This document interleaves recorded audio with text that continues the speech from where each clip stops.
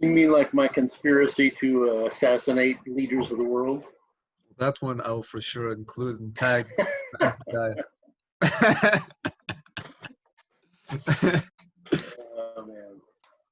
What do you think happens to those like unmotivated like 18-year-olds that like after they The graduate? fear of parents is ever pervasive, more than Christians fear Satan, God, or the damnation.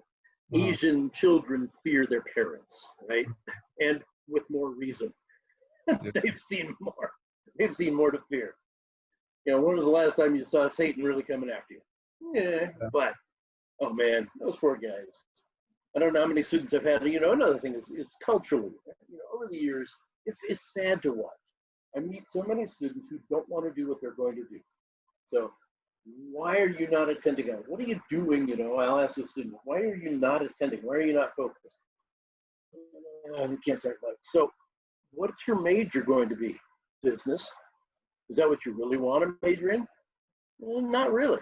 Why are you majoring in that? That's what my father wants me to major in. Oh, I see. And what's the plan then? Do you have to go work for him? Uh-huh. Do you want to? No. I get it. Okay, so here's 4 years in front of them going on a path that they don't want to go. And I've met many like that, many students like that. And eventually they have to suck it up and say, yes, mama, yes, papa, I will do what you ask because you're paying the ride. Yeah, it's tough to watch. And there's nothing I can do about that, listen to them. But at the same time, just that whole scenario, people, I've been there, I've been through it. I want older people. I don't want to deal with 18-year-olds. What would you suggest like to those 18-year-olds? Like Run away. No. run away. So what I did suggest is talk to your parents. Typically, I mean, try it. I told one student, you really need to.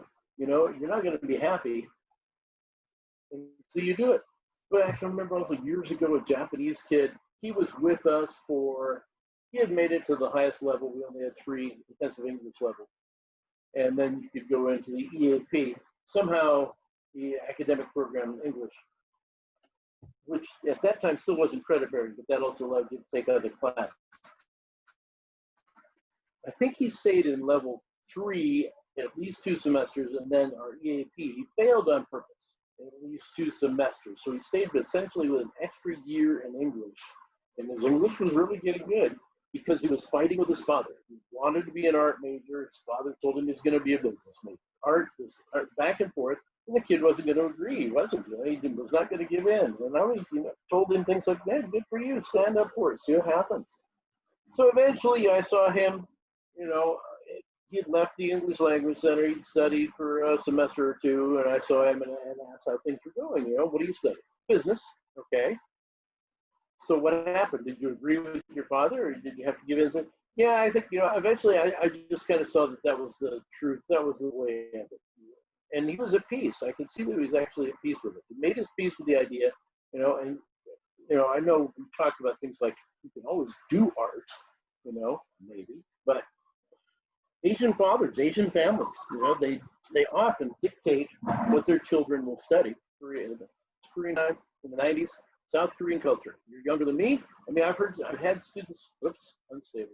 I had students, we had students do an orientation course once where a young Korean guy was talking to all the teachers in the English language center. There weren't that many of us. We're talking and to other departments, just a kind of a cultural exchange. And the young guy said, I have to show deference to an older man. I have to show deference to somebody who's older than me. If I do not bow correctly, he can kill me.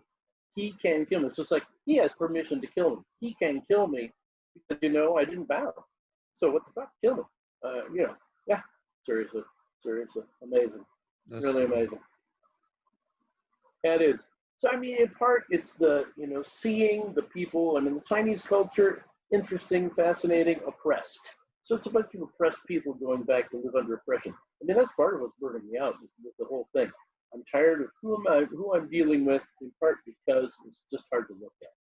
I want to look at a different population of people. There's nothing I can do for these people except teach them English, and that's not very interesting anymore.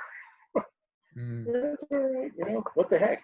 I'm kind of amazed that I did it for this long. When I started, I thought, well, this should be interesting for a while. but it wasn't what I figured I'd spend my life doing. It's interesting. So you're also still like still trying to figure things out, like moving forward. Still trying to figure out if there's something else I can do. So like when you were like 18 or university, did you feel the pressure of like your father? I did. And like Definitely did. how was that like? Like did you fall like how did you like what Yeah, was that like? I acted like a lot of these students do, which is something I told them. I said, at your age, I did the same kind of thing. My father wanted me to do this. I didn't want to do that. I didn't go to school. But, I'd explain to them, but I was at home. You're not at home. I could run around, go hang out with my buddies, get high, do whatever, go back to my bed at night. The old man hadn't kicked me out and didn't. He wanted us to study science. But he already knew. I mean, he saw me in high school. I didn't make it to science classes. I didn't take chemistry. I didn't take physics. That's one of the required for your best entry into a university. You should take, what is it called, trigonometry and calculus, and you should take chemistry and physics. I think I had to take chemistry and physics, so I must have wandered through them and gotten a D, or already got one of them, but I didn't have to take both. I don't think I took chemistry. I know I didn't take the higher math. I was a language person. I was in theater. I wanted to study theater. The theater arts would have been my thing. Well, he was having none of that, and at that particular time, what he thought I didn't care so much about, but I did feel constrained. So I was out the door. I was out, it took me a few months, First semester of college, I did, okay. I think I already failed the course, like chemistry. Wasn't happy in it. Didn't want to be doing it. Still living at home. Got introduced to marijuana. Didn't use it heavily immediately, but I would say within 3 months, I think I remarked that following August. I mean, those are the kinds of things you remember in your life. When I realized that I had become a daily smoker, it was August of the year after I graduated. So, it took a few months, but by then I had found those people I was more interested in finding people to talk to, people outside of who I had known in high school. I didn't know anybody in my classes at Iowa State. I didn't have, the social network of friends that I had in theater in high school. I didn't have any of that, and I had no plans. I had no idea what I wanted to do. I knew what I really wanted. I knew what my father really wanted. It's like, okay, I'm going to college, And at that point in time, I look back, I was probably pretty depressed. I mean, I can remember, depressive thoughts, semi-suicidal thoughts, not deep suicide, but the kind of the ideas like, I just don't want to be here. I don't want to do this. But during the rest of my days, I was having enough fun and enough interest in life that I wasn't truly that deep. But I was depressed. I know I was. And I looked at that, but it was more a result of not having that self-will strong enough to fight back against him and just go, right? Or be able to break through with him. And because of that kind of relationship with him, and my father did not handle, we've talked about this before. My mother died, I was 12, and he collapsed. His world collapsed. He went to work. He buried himself in his laboratory and tried to raise us by not dealing with us except when he absolutely had to. He'd come home, make dinner, be there, talk at us, tell us stories, be concerned, make sure the basics were happening, clothes were clean, made sure we did laundry, and he went off to work. But he couldn't engage. He couldn't really engage with us. He didn't know how to parent us. My mother had done that. It was that period of time, right? The woman stayed home. The woman parented. The man worked, and he did. He was a research scientist. He was back in his laboratory at night if he needed to be, and that could be with some frequency. And especially during those years, I think he worried too much about us during the day. Couldn't function.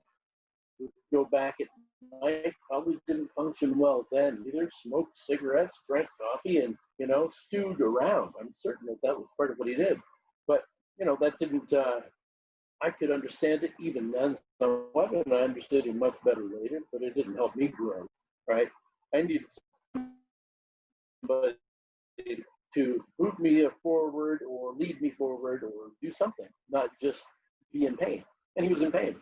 So we learned to be in pain, and we learned to believe that life was very difficult and that You know, working for a living can be very stressful and painful, and you can fight with the people you work in. All that kind of stuff was from the old man. We also knew other people, of course. You know, we had friends, we saw families that functioned. I mean, our world wasn't that small, but that was this message coming from him. So, you know, I resisted that. I resisted being around him. You know, life is serious. No, fuck you. Yeah, sure, it's serious. It's not serious all the time. You have to go to school before I die. You're only 60 goddamn two. What the hell are you worried? It wasn't even that. I mean, you know, yeah. Mm. He was he was a case. But more than that, you know, because of that, I was out and meeting people, talking politics, and listening to revolutionaries, and wearing armbands, doing that kind of stuff, meeting other like-minded people, having fun, going to coffee shops. I didn't have money because I wasn't working, but I was running around. So those first few years until I got, you know, then university told me to leave. Best thing that happened to me, right? Mm. Iowa State told me after 3 years, sent me a letter. By then I had dropped down to a 1.25 grade point average. Wow. Yeah, that takes some skipping classes, shit, man. But that's what I was doing. I did classes that I was interested in. I took classes. I didn't withdraw in time. I failed classes. Fortunately, Iowa State was only $200 a quarter. Okay, Mm. quarter Wow. system, 10 weeks, but $200 full time study, $200. So yeah, my father was spending money, but it wasn't a huge amount of money. Fortunately, you know, back then.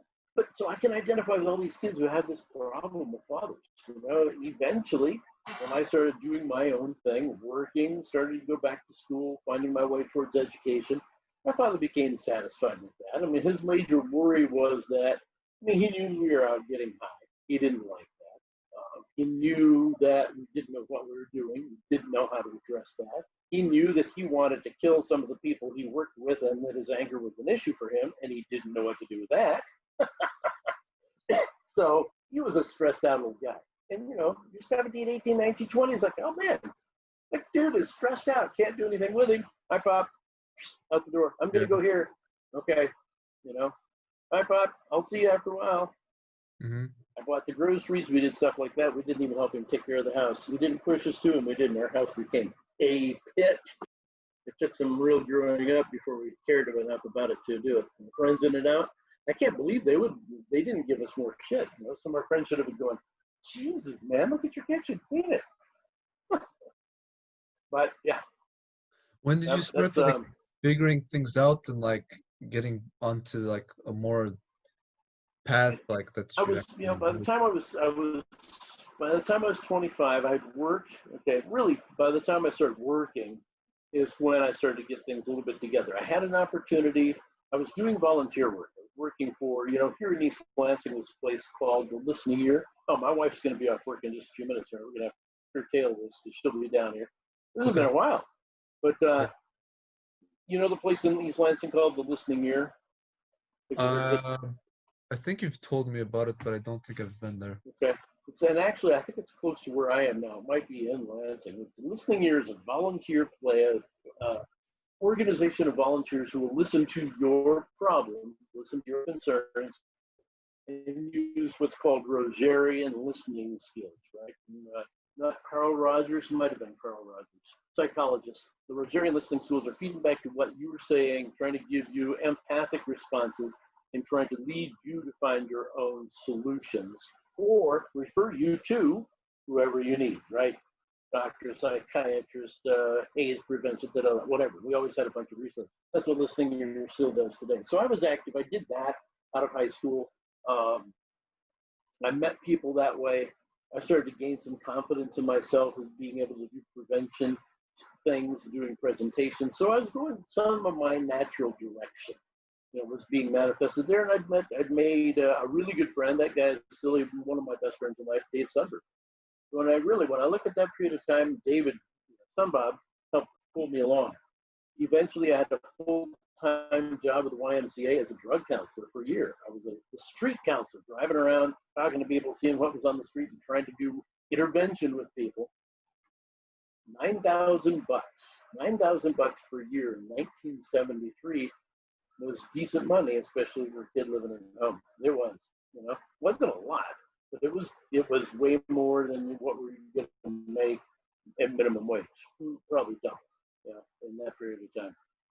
So that was, I'd say that was the beginning, but then I was still in and out of school. School had told me to leave in '73, and I took a year, and then I took 3. They told me to leave for a year, I took 3, and that helped. What would you like? Let's say, like, what would be your advice to someone that's like 25 or mid 20s that like is kind of like trying to figure things out and is lost and like, doesn't know, Read, like, or maybe is doing something that they read. don't like, and Yeah, what would you say? definitely read. Read and think, meditate, hang out with people, but read. Start looking around and seeing what you can. I mean, one of the things that I didn't do because I didn't know how to do back then was, but I took other stuff at college. When I went back in, I took a variety of things like physics of sound. That eventually led me towards audiology and was an interesting class. I liked it. I took some education classes, childhood education classes. Eventually, that led me to towards pursuing the degree in speech pathology, which led me to the ESL, because I ended up in a program, in a building where those programs were actually but at the university where those two emphases were of high importance. And I learned that I didn't want, the speech pathology, but that gave me the linguistic background. Linguistics and a variety of things, phonology and things like that in speech pathology. It just, you start going for ESL, it's like, oh, you have this and have this. You've got everything you need. You can join a master's program. Well, thanks. I will. So, out of the bachelor's degree, I joined the master's degree in teaching English speakers of other languages because I wanted to travel. And that was my only ambition right then. I don't know what I want to do. I want to see someplace. That's what I want to do. How can I do that? Oh, wow, here's the major. And so I started and tried to get a job that very semester. Didn't. So I fully enrolled and took that degree. And from there, I did get a job. So, yeah, it was a stumble along, from the time I really went back to school, finding interest. Here's education. This is fun. I don't want to work K-12. What can I do? Well, audiology and speech pathology, those are practical things. Maybe I can do that. Okay, so you study these things. No, you don't want to do that. No, I don't want to work in K-12 settings. I didn't. But now I have I had a bachelor's degree by then. I had a bachelor's degree. What can you do? You can try this. So, yeah, it took years. It took years to really find my direction. But theater was the direction, man. Theater was the direction. And I just never did it. It still is. I mean, when I look at it, I still think, okay, can I do this in retirement? I watch something like the Academy Awards, or I watch the Tonys, some of those things. That's where I'm supposed to be. But I spend so much of my day in front of the screen. Zoom meetings that take a while. Zoom meetings have become the only place to be social with my colleagues, Yeah. Yeah, we see each other, so I have to joke whenever we're online there. We're working on D2L, creating classes, looking up stuff, doing email, Toastmasters stuff. I mean, everything is on a screen. Yeah. Speaking of Toastmasters, like I didn't, I think maybe you told me before, but I actually don't remember how did you get into it? 2004, I did something somewhat foolish, I think, except that it got me to Toastmasters.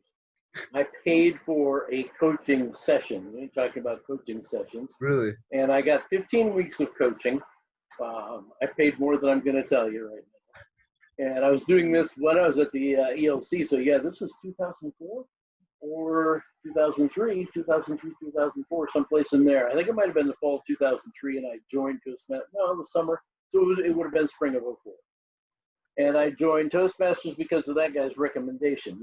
Everything else I lost on a hard drive crash. It was fairly motivating, but, I was still in a position of working full time, and to try to do something like you're talking about, starting a business, starting a YouTube channel, starting an online thing, starting copywriting, which I'm doing finally. But any of these things, they take so much time to get started. And so I spent money to have a guy help motivate me. Very interesting, and I wish I had his sessions. I would like to use them. I'd like to do what he does.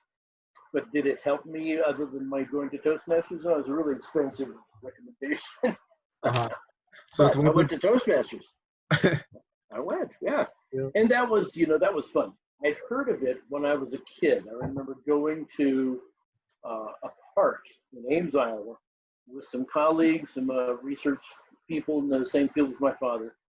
And my father was a very, not exactly shy, but socially distant fellow. I mean, he could talk to people one-on-one, but he didn't like what he called the glad handers, or the back slappers or any of that stuff, and people who joined clubs.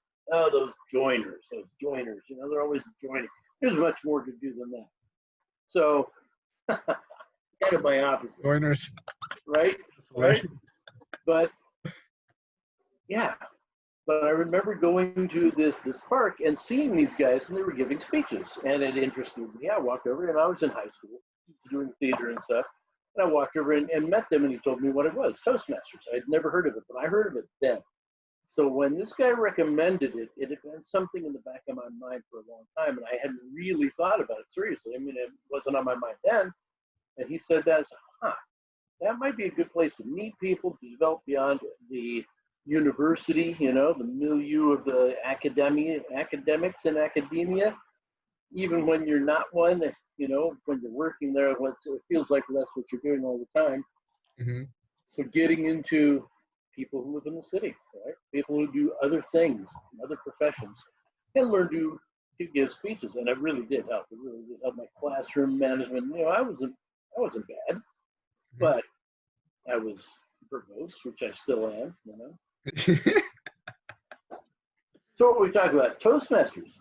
When I first went there, I met one person in particular. I met 3 or 4 people immediately, of course, but there were very few people there. We were in a doctor's office on Jolly Avenue, and people gave speeches, and I thought it was interesting. So I think I said right away that I would join. But I met Christopher Steele that first night. He welcomed me. He was the sergeant at arms. Gave me information, gave me, at least a piece of paper. I don't even know if he had a form yet, but he gave me whatever they had. But he was just a really warm, interesting fellow. And I could tell because he would often give feedback that he was very good at doing Toastmasters stuff. So I was sold probably before I walked in, but when I got there and enjoyed it, yeah, I thought it would be fun. It was tiny. I mean, compared to what it was supposed to be, I would say there was 6 or 8 of us, maybe 10 of us most nights. Mm-hmm. A few other people would come. We were only there, that was August. Probably by the end of the next spring, we had to move, and that's when we went to the library. And by then, a bunch of people had moved in and out, and it started to, I was worried that we were really going to fall apart. But people had come that fall. So I came in August. I think I joined sometime in the summer. John Perkins joined like a year and a half, 2 years later. Oh. Kenny Bay, African-American gentleman that I met at that time, he joined probably a week or 2 after me. And he and I both started investing in real estate with the same people. Uh-huh. So he got me involved in that. So it immediately put me into doing something that I had wanted to do. So, all those kinds of things, those kind of coincidences of joining a club and having something interesting happen made me feel that, it's something worthwhile. So I stayed. Hey, I'm going to get off. Lena's coming down. All right. The great Andy McCullough. Thank you so much.